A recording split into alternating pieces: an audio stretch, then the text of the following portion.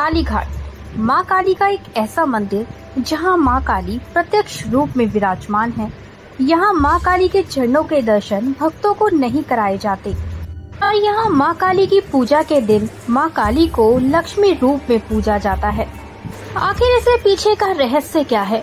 जैसे जगन्नाथ मंदिर में स्थित भगवान श्री कृष्ण का हृदय, जिसे ब्रह्म प्रधात भी कहा जाता है, उसे हर 12 साल में पुरानी मूर्ति से नई मूर्ति में स्थानांतरित किया जाता है, वैसे ही काली घाट में माँ काली के चरणों के नीचे सती अंग को रखा गया है। लेकिन क्या आप जानते हैं वास्तव में सती अंग क्या है और क्यों इन्हें साल में एक बार स्नान कराया जाता है और क्यों माँ काली की शयन आरती के दौरान उन्हें वैष्णव तिलक लगाया जाता है? तो आइए चलते हैं काली घाट के संपूर्ण रहस्य और इतिहास के सफर पर।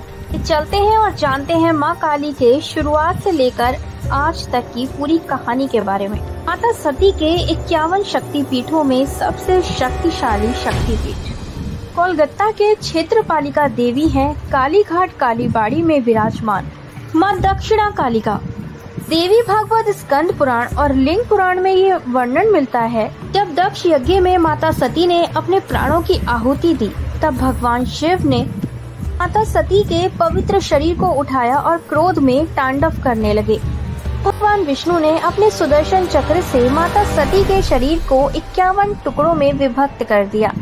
जहाँ माता सती के अंग गिरे, वहाँ माता सती के 51 शक्तिपीठ बन गए।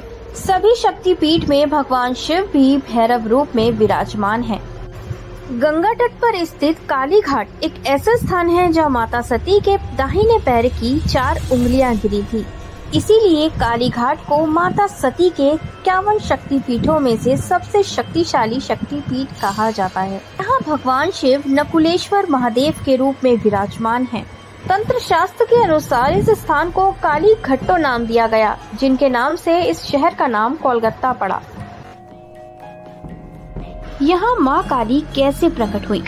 पौराणिक कथा के अनुसार कहा जाता है, सतयुग में जब देवताओं और असुरों में भयंकर युद्ध हो रहा था, तब सृष्टि के रचयिता ब्रह्मा जी ने काली घाट पे जाकर तपस्या की। तब ब्रह्मा जी ने अपनी तपस्या के स्मृति स्वरूप उस स्थान पर एक शिला वेदी का निर्माण किया। कई युगों बाद माँ काली का दक्षिण भारत के नीलगिरी पर्वत की एक शिला पर विराजमान हो गयी। एक दिन इस शिला पर बैठकर ब्रह्मनंद गिरी नामक एक साधक ने कठोर तपस्या की। इनके कठोर तपस्या से प्रसन्न होकर माँ ने उन्हें दर्शन दिए। माँ कालिका का वह रूप इतना भयावह था, जिसे देखकर ब्रह्मनंद गिरी डर गए। माँ ने उन्हें एक सौम्य और 10 वर्षीय कन्या के रूप में दर्शन दिए। ब्रह्मनंद गिरी ने माता से कहा कि वे चाहते हैं कि जब भी वे आपके दर्शन करना चाहें, तो इस शिला में वे आपके दर्शन कर सके। अभी ब्रह्मनंद गिरी ने माता से कहा कि वे चाहते हैं आप इस शिला को छोड़कर कभी कहीं न जाएं। आत्मराम, जो एक ब्रह्मचार्य साधक थे, वे काली घाट की पवित्र भूमि पर गए। वहां उन्होंने ब्रह्मा जी द्वारा स्थापित ब्रह्म वेदी को देखा और उसी स्थान पर बैठकर कई सालों तक कठोर तपस्या की। उनकी तपस्या से प्रसन्न होकर माँ ने उन्हें कन्या के रूप में दर्शन दिए और कहा कि वे दक्षिण भारत के नीलगिरी पर्वत पर एक शिला में विराजमान है। उन्होंने कहा वह वहां अपने भक्त ब्रह्मनंद गिरी के कहने पर विराजमान हुई थी। माँ ने आत्मराम से कहा कि वह वहां जाए और ब्रह्मनंद गिरी से अनुमति लेकर उस शिला को यहाँ लाकर स्थापित करे और साथ ही ब्रह्मनंद गिरी को भी यहाँ लेकर आए। की आज्ञा मानकर आत्मराम ब्रह्मनंद गिरी के पास पहुँचे और माँ द्वारा कही उन्हें सारी बात बताई। आत्माराम को माँ ने ये भी बताया कि वे इस काली पीठ पर अपने कराल और बदनाकारणी रूप में विराजमान होंगी। साथ ही उन्होंने कहा ब्रह्मवेदी के पास स्थित एक सरोवर में उनके दाहिने पैर की 4 उंगलियां शिला के रूप में विराजमान हैं। उस शिला को निकालकर ब्रह्मवेदी के ऊपर स्थापित करो।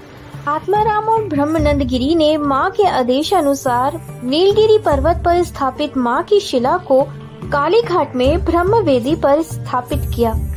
उन्होंने जैसे ही माँ की शिला को स्थापित किया, वैसे ही माँ काली का अलौकिक मुखमंडल उस शिला पर प्रकट हुआ। आत्माराम और ब्रह्मनंद गिरी ने माँ की पूजा अर्चना के लिए एक कुटिया का निर्माण किया।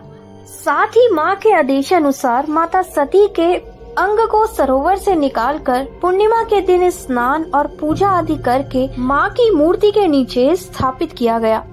तब से लेकर आज तक साल में एक बार स्नान यात्रा के दौरान इस पदुंगलियों को निकालकर स्नान कराया जाता है। पुजारी द्वारा ये स्नान आंखों पर पट्टी बांधकर ही कराया जाता है। इसे देखने की अनुमति किसी को नहीं होती। आज भी इन पदुंगलियों को लोहे के संदूक में रखा गया है। हर साल स्नान उत्सव के दौरान इस पदुंगलियों को निकालकर स्नान कराया जाता है। आत्माराम के बाद यहाँ के नए पुजारी भवानी दास बने, लेकिन उस समय काली घाट में केवल तांत्रिक और अघोरी लोग ही पूजा अर्चना करते थे। कहा जाता है उस समय नर बलि भी दी जाती थी। इसके बाद भवानी दास और उसके परिवार ने काली घाट में पूजा करने का जिम्मा उठाया। भवानी दास अपने साथ 3 एक ऐसी चीजें लाए थे जो आज भी मंदिर में स्थापित है। पहली है माँ काली के गर्भगृह में स्थित चांदी का कुलुम। इसमें भगवान विष्णु की मूर्ति रखी गई है, जिसे देखने का अधिकार किसी को नहीं है। दूसरी चीज है शालिग्राम शिला, जिसे मधुसूदन कहा जाता है। और तीसरी चीज है राधा कृष्ण का मंदिर, जिसे श्यामराई का मंदिर कहा जाता है। रात की शयन आरती के समय माँ को वैष्णव तिलक लगाया जाता है। यह वैष्णव तिलक 2 हीरो के समान होता है, जो ये दर्शाता है कि शिव और शक्ति एक है। पहले आत्माराम और ब्रह्मानंद गिरी द्वारा बनाई गई एक कुटी थी। कई सालों बाद स्थान पर माँ काली का एक लकड़ी का मंदिर निर्मित हुआ। फिर 1799 ईस्वी में संतोष राय द्वारा माँ का एक भव्य मंदिर का निर्माण किया गया।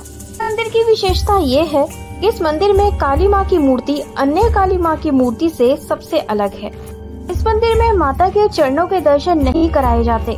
कहा जाता है माता के चरणों के नीचे सती अंग को रखा गया है, जिसे देखने की अनुमति किसी को नहीं। साल में एक बार पूर्णिमा के दिन यहाँ के बुजुर्ग पंडित सती के अंग को स्नान कराते हैं। दिन को स्नान उत्सव भी कहा जाता है। यह स्नान उत्सव भगवान जगन्नाथ मंदिर के स्नान उत्सव से ठीक पहले किया जाता है। काली घाट के इस मंदिर में माँ काली जागृत रूप में विराजमान है। काली पूजा के दौरान माँ काली की पूजा लक्ष्मी रूप में की जाती है। यह परंपरा विशेषकर दिवाली के दिन की जाती है, जिस समय माता काली के साथ साथ माँ लक्ष्मी की भी पूजा की जाती है। आपको ये वीडियो कैसी लगी हमें जरूर बताइएगा। वीडियो अच्छी लगी हो तो वीडियो को लाइक, शेयर, सब्सक्राइब करना मत भूलिएगा। जय माँ काली।